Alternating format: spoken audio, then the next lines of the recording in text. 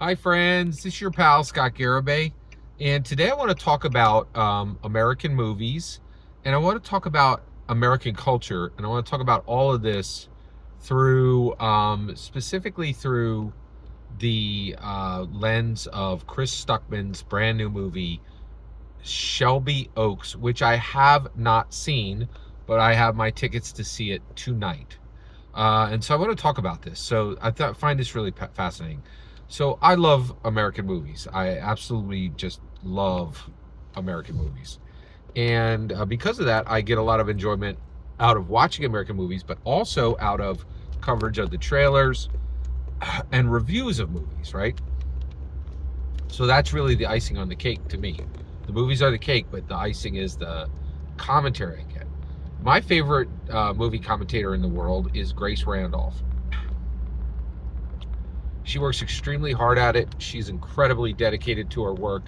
She's really skilled, okay?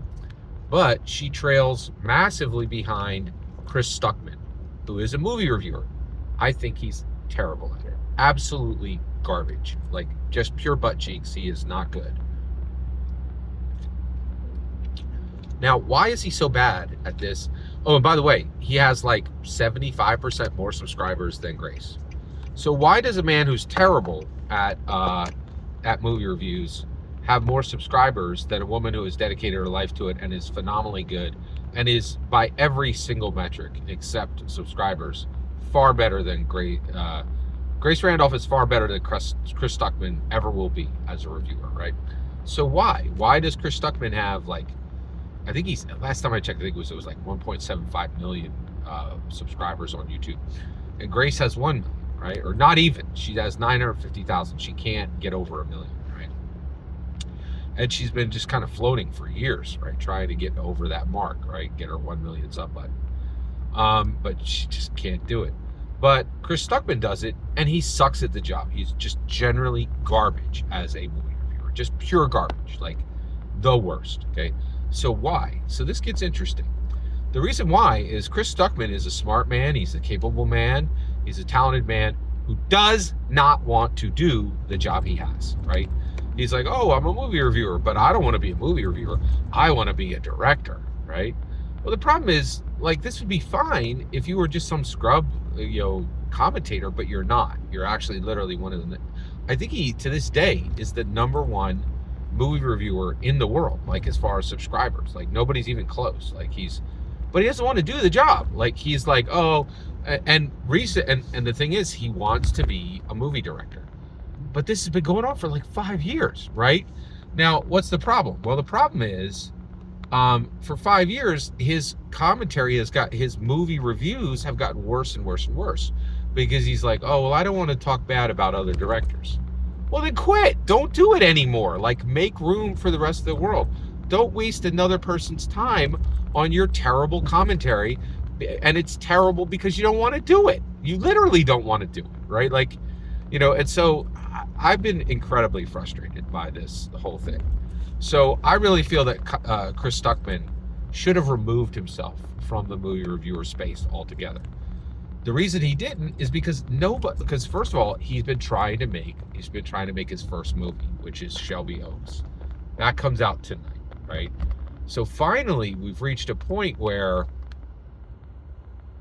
actually, finally, we have reached this point where basically we've finally reached this point where this guy is where Shelby Oaks is going to come out, right? And now we're going to see, right? Like, and here's the question that I've been really interested in. Here's my take.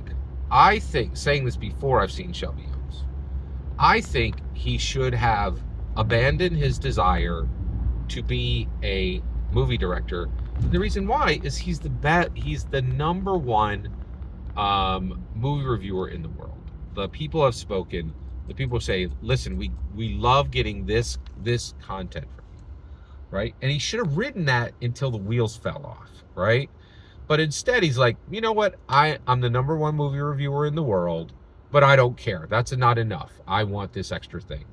So I will say, I am really fascinated about what happens tonight. So what does happen tonight, right? That's pretty interesting. What's going to happen tonight, right? So when I see Shelby Oaks, if it's a banger, right, and I'm like, oh my gosh, right, that's an incredible film. This guy knows more than just talking about movies. He knows how to make a movie. Then I'm wrong, right? And he did the right thing, and he pushed back against the people.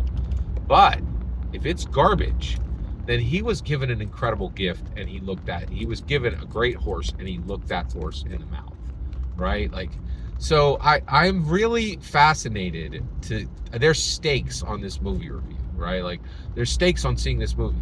If the movie is really good and he's made a banger, then he was right. He needed to, he was right to look the gift horse that he had in the mouth, right? But if it's just bog standard, horror fare, then he was wrong, and he should have accepted his blessings.